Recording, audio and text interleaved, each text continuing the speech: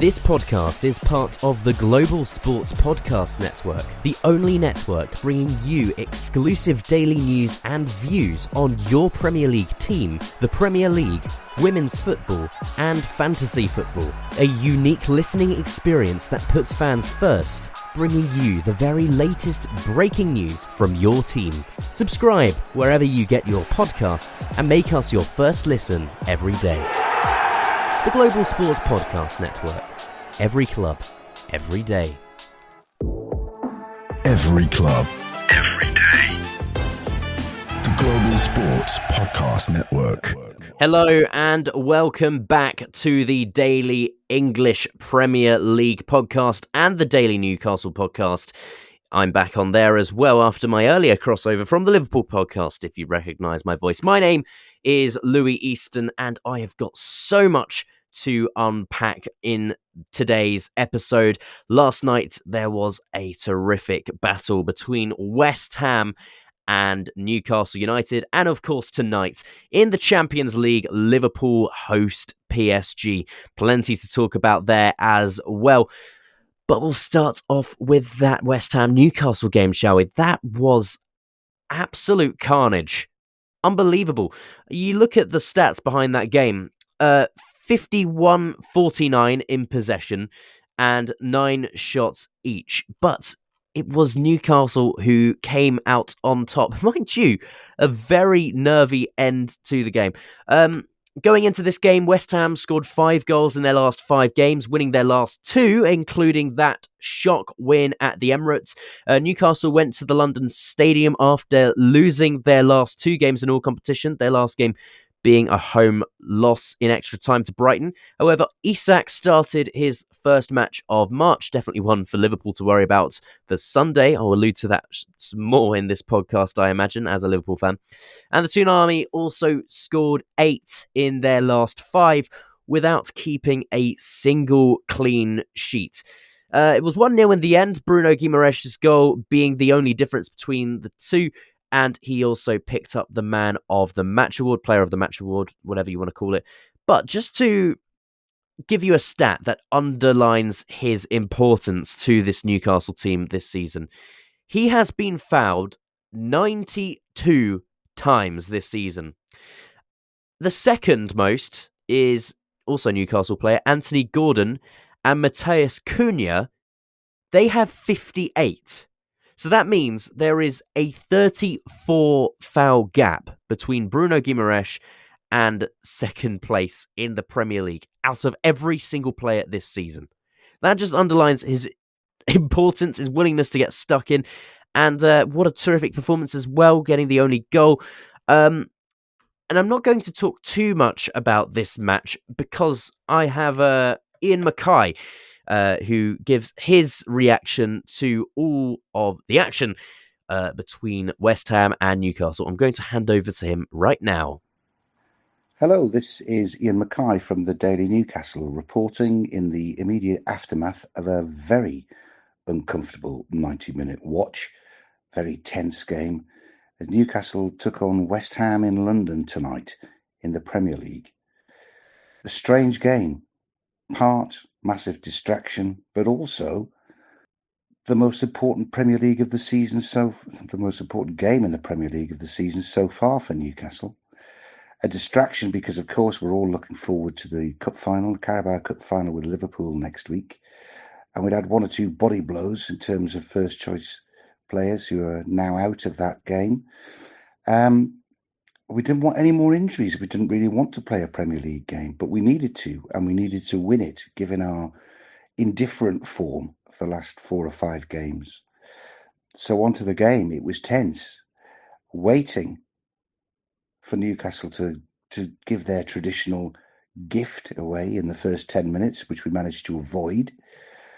Watching Tino Livramento fill in for the missing Lewis Hall at left back, and identifying straight away that he doesn't have a left foot.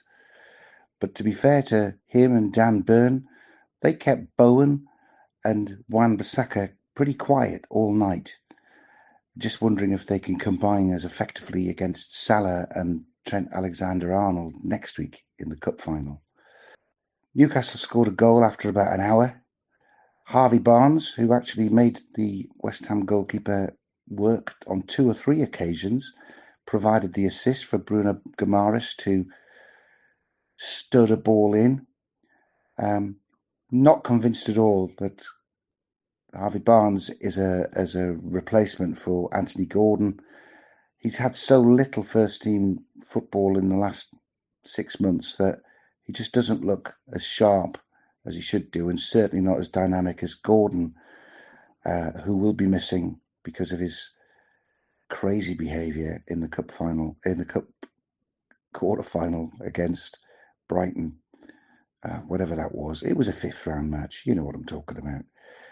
Ridiculous for the boy to be able to do something to get himself missing for next week. The more West Ham brought forwards on, the more comfortable Newcastle's defence looked, and it was a very timely clean sheet for us to have. We played Liverpool not long ago. They didn't get out of second gear. They won with a goal in each half very comfortably. We were missing Isak, and although Isak had a quiet game tonight, he did look reasonably fit. I think it was the service which meant that he was quiet. And hopefully he'll be there against Liverpool next week. So maybe Virgil van Dijk will have some interrupted sleep on the Saturday night, because he never looks comfortable, Mark and Isak. Man of the match was awarded to Bruno Guimaraes, our captain, our talisman. Apparently we've only failed to win one match, which in fact was the last match. We've only failed to win one match where he scored, and he scored our goal. And as I said, once we went ahead, we started looking comfortable towards the end. But I'm not sure. I think that might be just because West Ham are a team with as fragile a confidence as what Newcastle have. Guimaraes was okay, but real man of the match for me was Sandro Tonali, who really bossed the midfield. The stats at the end were that he won 9 out of his 9 duels. He'd had a quiet game against Liverpool, seemed a bit overawed by them, and Guimaraes was way off it.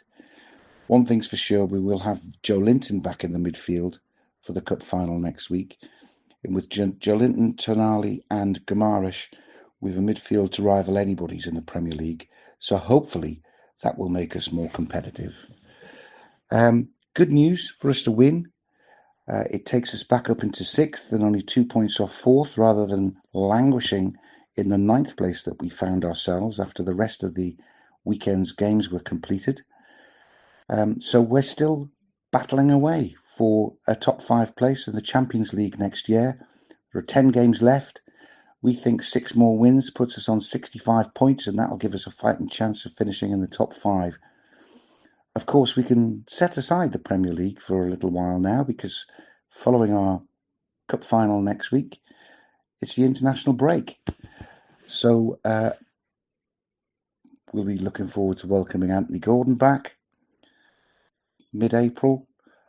Looking forward to hopefully Livramento settling in on the left-hand side a little bit more and pushing on, because we have 4 of the next 5 games are at home. And if we can pick our 4 wins up at home, and they are very winnable games, I'd hope that we would be into the top 4 and actually pulling clear of these teams who seem to win and lose every week, a bit like us, because it's really, really tight in the Premier League at the moment.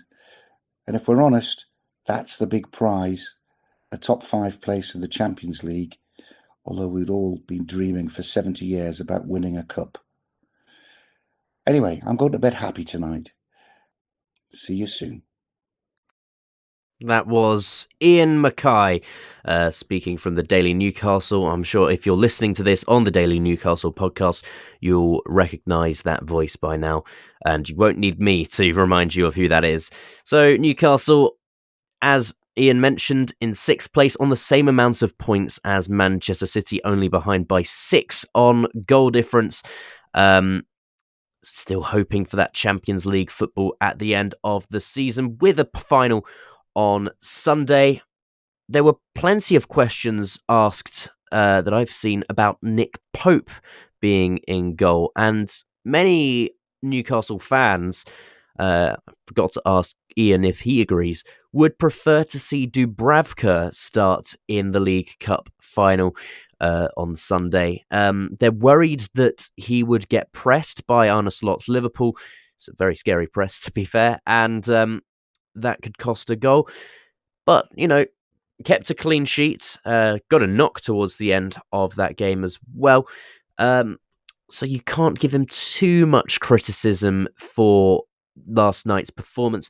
Looking at West Ham, however, on the other side of the coin, they remain in 16th place, still 16 points from the drop, plenty of gap there, and I don't think that will be exploited.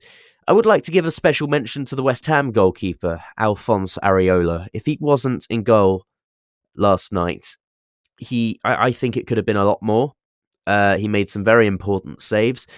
I'd also like to give a mention to Bowen and Kudus. I think they were very harshly criticised by FOTMob, Opta, all of those who give out the stats at the end of the game. Bowen got a 6.1. I don't think that's fair. Looking at the last 10 minutes especially, he seemed to be at the heart of every attack, really trying to make things happen. Kudus, I thought, was doing similarly, but Newcastle defended very well towards the end of the game, as Ian alluded to. Lucas Paquetá is a player that I expected a lot more of this season. I looked at him and I thought he was absolutely world-class last year.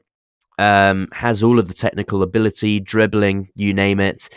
But struggled, I think, getting overloaded in midfield by, that brilliant Newcastle midfield in Joe Linton, Tonali, and man of the match, Bruno G. But Paquetá is one of those players where he'll put in a nice cross, do a nice dribble every now and then, but when it comes down to all of the dirty work, he doesn't seem to get too involved from whenever I've watched West Ham this season. Looking at Aaron Cresswell now, I thought he was terrific against Leicester City last time out in the Premier League. Struggled today with that Newcastle attack. He's one of these players that used to play on the left back role, but he's quite slow now. And he's been given a role where he can drift around, but not necessarily do as much running. And struggled a bit today, unfortunately.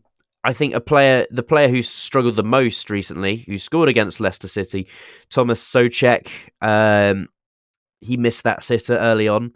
And again, as I mentioned before, it's a game that could have gone either way. And if that Souček goal went in early, that really could have given West Ham the confidence boost that they needed for the rest of the match. And the two players who I think were the best were Scales and Wan-Bissaka from a West Ham perspective. Wan-Bissaka especially, sort of playing beyond his as a West Ham fullback, wing-back as well. Out of possession with 5 at the back, in possession with sort of like 2 at the back, really, when Cresswell goes forward. But Wan-Bissaka really causing issues for Tino Livramento. Couldn't really contain him for the majority of the match. Went up to the byline several times, and that's the energy that you require from a fullback who's so pacey, and as we've seen this season, such a threat going forward. So disappointing one for West Ham fans, but it's definitely the motivation that Newcastle needed to go into Sunday's final, their second Carabao Cup final in 2 years. If you remember last time out, losing out very narrowly, well, not very narrowly, but losing out to Manchester United either 2 years or 3 years ago. I can't remember which one was the Brighton one. Can't remember which one was more recently. Anyway, I should know more.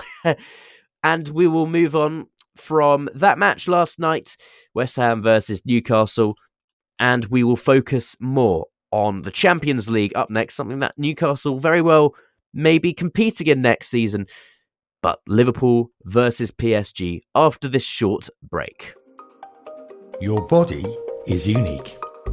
And Global Sports Podcast Network has partnered with Bioniq, the world's most personalised supplements. Bioniq provide 100% tailor-made supplements designed to deliver precisely what your body needs at exactly the right levels to optimise your health. No guessing. So click the link in the show notes. Use the code GSPN2025 for 40% off your first month's subscription. Bioniq. Don't settle for off-the-shelf solutions made for just anybody. Get what's right for you right now.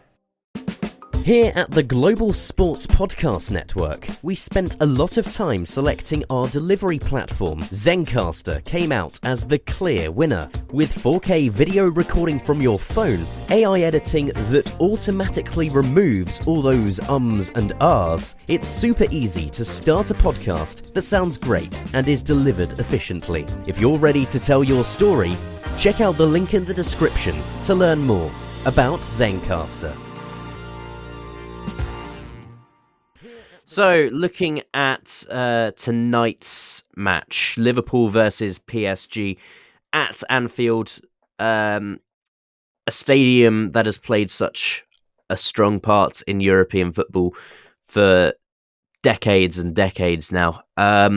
It's been talked about a lot as Liverpool's advantage after scraping, and I mean by the skin of their teeth, scraping that 1-0 win in Paris last week. Harvey Elliott's last-minute winner basically hit like 47 seconds after he came onto the pitch with his first touch after replacing Mo Salah, who had no luck all game. But something interesting that I'd like to mention, PSG manager Luis Enrique, in his press conference, said whoever wins this tie goes into the final.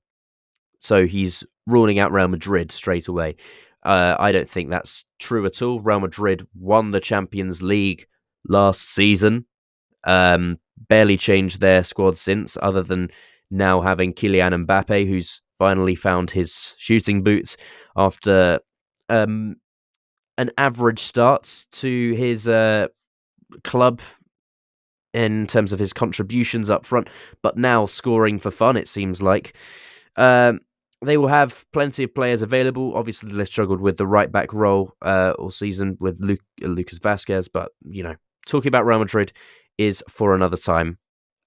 Maybe next round when Arsenal go through, and if Real Madrid go through, which I think they will. But back to PSG. They went to 12th place Stade Rennes on the weekend and won 4-1 with goals from Bradley Barcola, who didn't start last week, did start this week, Gonzalo Ramos, and a stoppage time brace for Ousmane Dembele. Now, that's a player I want to focus on a lot because Ousmane Dembele was terrifying going forward. Robertson really didn't have an answer for his attacks, and his dribbling was just unbelievable. And just remember this, Ousmane Dembele was deemed a failure at Barcelona after they bought him for 105 million euros plus a reported 40 million euros. That meant he was once the second most expensive player of all time, alongside Paul Pogba to Manchester United from Juventus, only beaten by the player that he was sort of replacing almost at Barcelona at the time, Neymar, who went to PSG that summer, and we all saw how that worked out. But at Barcelona, he had 24 goals and 34 assists in 6 years, in 127 appearances. For PSG, he is only 6 goals away from his all-time Barcelona record in his second season with the club.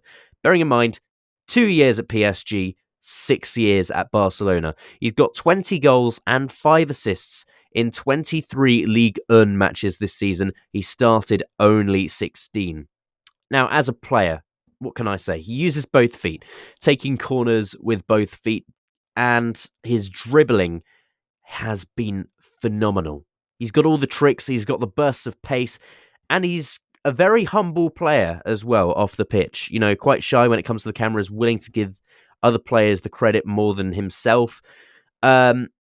The difference, I'd say, with this match, it's Anfield for one thing, but secondly, in the French league, they get a lot more time and space. I understand Liverpool gave PSG a lot of time on the ball, but in the box, crowded, not willing to let them through too many times. However, 9 shots on target, all saved by Alisson. Alisson will be in goal again, obviously, this week. He was the difference in the first leg. But it all comes down to the French attack, the PSG attack, rather. And Ousmane Dembele, he just scares you as an opposition fan, because you look at him and you look at his track record this season, as I mentioned, and that's a player that can provide and score. It's I'm a Liverpool fan. I find it absolutely terrifying. It will probably be Robertson again at left back. Kostas Tsimikas did start on the weekend against Southampton. Had an awful game, really awful. Robertson came on in the second half. We all saw what happened, and it's sort of strange to think, what could PSG do with their starting lineup, because Kvicha Kvaratskhelia is a player that can play anywhere across the front as well. He played at that sort of false 9. He didn't start on the weekend against Stade Rennes, by the way. Came on only after 65 minutes. He was rested for this match, but he was a sort of drifting false number 9. He had a goal disallowed. He can also play with both feet. His one goal in the Champions League for PSG came when he was playing on the right, which he scored with his left foot in a 7-0 thrashing against Brest. Also for Georgia, he played in the Euros in a strike partnership with joint top scorer of that tournament, George Mikatadze. And he was doing the press run in the lead up to this match. He was asked about what he felt about last week losing in such cruel fashion. This is what he said. Yeah, we were a little bit disappointed because I think the football that day was unfair because when you play like that against Liverpool and you didn't win, it's like very, very unfair, and we were disappointed. But next day when we go to the dressing room, we just watch each other, we smile, and we just keep working hard to play the same. And I think if, like I said, tomorrow if we try to play the same quality of the game, we can win. We win the game. We show everybody that we can win against every team. No. Abrupt ending. Sounding a lot like Maurizio Pochettino as well in that press conference. First time hearing his voice, a little bit of a jump scare. But he makes a good point. It's just whether they can weather the storm of that Anfield atmosphere. We've seen the very best players completely crumble under the lights at Anfield. Earlier this season, Real Madrid went to Anfield. We all saw what happened there. Mbappe got completely closed down by Conor Bradley in probably my favourite moment of the season as a Liverpool fan, and also missing a penalty in that game as well against Kevin Kelleher in goal, who will also probably be leaving Liverpool this summer. But it's a good point that he makes about just playing their game, and PSG completely played their game and definitely deserved to win. He said it felt unfair last week afterwards in the dressing room, but they have got to come to Anfield with a chip on their shoulder. Mentioned PSG fans will be at the away end, and I also think, weirdly, this may sound strange, but trust me, this is Anfield. If Liverpool play towards the Kop in the second half, that's probably game, set, match. So it's all about winning the coin toss as well as the match. So Kvicha Kvaratskhelia is definitely one to be worried about for Liverpool fans if he can find his feet and also get a goal that won't be disallowed. Ousmane Dembele as well. It's just whether they can put up with Virgil van Dijk. And for Liverpool, this is a huge week, probably the biggest week of the season, because they've got the League Cup. Arsenal dropped 2 points against Manchester United, meaning they've probably got the Premier League now, and they've also got a match against the French champions as well. But what amazes me about Liverpool more about Arne Slot is the fact that Arne Slot is a manager who is doing this in his first season with a European giant, making Liverpool fans fully believe that they can beat anyone on any given day. And, they proved that when they dug deep last week. And I would also like to bring up Kavica Kvaratskhelia talking about Anfield as well, just before I talk more about Arne Slot. Only one who played here at Anfield, and most of them, they know that what it means to play at Anfield. And of course, it will be a tough game because there will be great atmosphere for Liverpool. But I know that also our fans are coming here, and also for us will be good support. We know that they are every time with us, and they also will be for us from Paris. But most important is when you go to the field, just concentrate about football and just to do your work. So we try to do our best, and it doesn't matter we play Anfield or in Paris. Our goal is to win tomorrow, and we give everything for that. Anyway, Kavica Kvaratskhelia there. Anyway, back to Arne Slot. This is his first knockout tie as Liverpool manager in the Champions League, and also his first Champions League knockouts match at Anfield. But the way he carries himself in press conferences, it's almost like he's been here before for years with other teams. And that's the sort of impression he gives off. This was him talking about Liverpool and Paris Saint-Germain's performance last week, just ahead of this game. I wasn't surprised at all about their performance. They've impressed me a lot. Before we played that game, I watched many games of them because we had a bit more time than normally. And I was really impressed by the intensity they play at, the team cohesion, the rotations in the midfield. They are such a complete team, such a well-managed team. And I think we've experienced this last Wednesday. Some people said we played poor. I don't agree. I think they played tremendously well. I don't think we faced this season a team that combined that much quality with that much intensity. But I do think we can do better. So I'm not saying we played poor or not good at all, but we are a better team than we were last week. And that's something we have to prove tomorrow with the help of our fans. See, I disagree with him there. Liverpool, I don't think, played tremendously last week. They were on the back foot the entire game, and they only got 2 shots away. Only one of them on target, and it's a miracle that went in. The fact that we got that attack in the first place, that was a miracle in itself. But Donnarumma getting a hand to Harvey Elliott's shot, Liverpool did not deserve to win that game. Let's just set the record straight. They didn't, and there's no point in pretending that Liverpool played well, because on the counter-attack, it was frustrating and it was hopeless. We couldn't get out of our own half, and in the end, it was Darwin Núñez that made the difference coming on. He was the one that was a catalyst in the attack. He was getting in the faces of the PSG defenders, and he was also getting back to defend in his own box as well. And it was him that got the assist for the Harvey Elliott goal.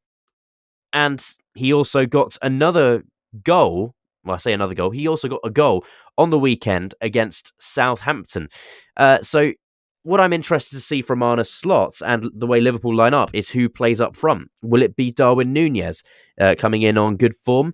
Obviously, Slot is quite a stubborn manager. He doesn't like to rotate the team too much, and he also likes to have familiarity. I'd say Darwin Núñez has played enough for it to be familiar.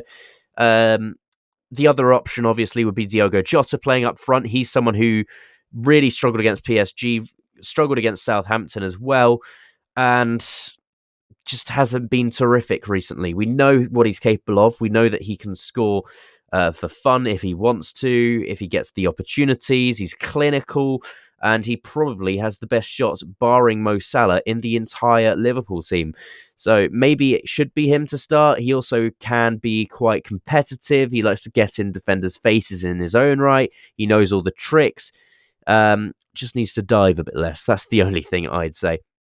The other option, actually, would be playing Dominic Szoboszlai up front and having Curtis Jones playing sort of in between the lines. And Szoboszlai coming out to defend as well when he can. But I think you need as many players back as you can when it comes to PSG, because you need your team to be compact. You need them to be able to defend, to be able to struggle and suffer throughout a game, because they will just keep on coming at you. But moving on to the other players in the Liverpool team, this week Mo Salah went level with Sergio Aguero for the joint 5th most goals in Premier League history with 184. He's also now gone 3rd in the most penalties scored, overtaking Harry Kane's 33 to move up to 3rd with 34. Alan Shearer is on 56. He's also missed the most with 11. There you go, Newcastle fans. And Frank Lampard is on 43 as well. He's also now 3 away from equalising Andy Cole's all-time tally, and 3 away from Andy Cole and Alan Shearer's all-time record for the most direct goal contributions in a Premier League season. Salah has 44, they have 47. He's also now 3 assists away from the most assists in a Premier League season, held by Thierry Henry and KDB, Kevin De Bruyne.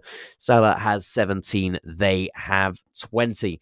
Now, Salah struggled against PSG last week, completely shut down for the entire match. He was ganged up on by PSG defenders, and he just couldn't get any momentum going. PSG were compact, they knew exactly how to deal with him, but they were just constantly in Liverpool's side.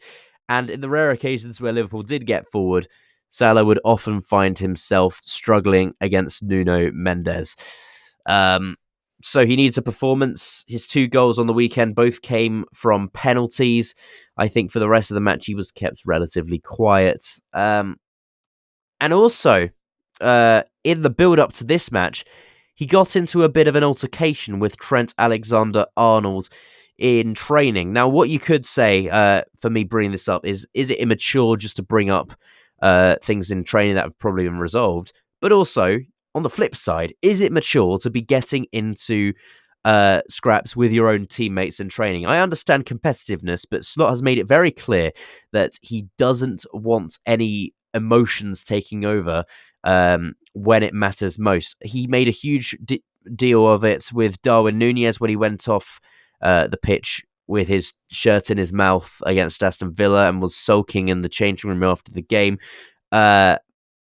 So he's obviously someone that will be coming down on these players quite harshly and not standing for any of this. But, you know, for 2 players who are held in such high regard in the dressing room, one of them being your vice captain, the other one being a star scorer, it's not a good look. And, you know, they work together so much. How many times have we seen Trent Alexander-Arnold play a ball forward to Salah and then that starts an attack, or even assist Salah? It's just been an unbelievable amount of times. It's not a good look, and, well, the less said about it, the better now, as far as I'm concerned. The real question is, can Liverpool hold on to their lead? 1-0 against one of the biggest sides in Europe. And as I mentioned before, I think Anfield will have a huge amount to do with it, because when Liverpool attack the Kop, it's almost like the ball gets sucked into the Kop goal. On counter-attacks, tactics just go out of the window. Liverpool start pouring players forward. We saw it several times against Bayer Leverkusen earlier in the season. Bearing in mind, Bayer Leverkusen undefeated for all of last season up until the Europa League final. Bundesliga winners, and also Xabi Alonso, the first manager that Liverpool went after for replacing Klopp, just had his team torn apart. Maybe Liverpool can get that against PSG. That would definitely do a lot of favours, especially if it is in the second half. That second half is going to be absolutely huge, isn't it? Another boost Liverpool have been handed is Cody Gakpo will be in the squad for this game. Back in training, back in full training, and he has probably been the best left winger in the Premier League this season. I don't think he should start if he is fit enough, just because it is such an awful game to be thrown into. And also, if we're losing, I wouldn't just throw him on. He hasn't played in a decent amount of time now. But definitely if we are winning towards the end, throw him on, get him back into competitive football ahead of the Sunday match against Newcastle. That would be good. When it comes down to who will win, it's one that you really can't predict because PSG are just so good. And you look at their team, so many great players. You could say the same about Liverpool, and they have the lead going into a match at Anfield. So in that respect, Liverpool are probably favourites, but it's the Champions League. And for PSG, it may feel like all or nothing in this game. They have nothing to lose. They're well ahead in the league, and they'll be well up for it. And it will be a terrific match. So that's all from me in today's podcast. We'll be doing a review both on the Liverpool podcast and the Daily English Premier League podcast. Hopefully Marcus Ramsahol will be on for that one. But enjoy the match, and from Daily English's perspective, you can join us tomorrow as we also unpack all of the fixtures for Arsenal and Aston Villa in the Champions League. 2 good games for that one to advance into the round of 16. But take care and enjoy the football. Every club, every day. The Global Sports Podcast Network.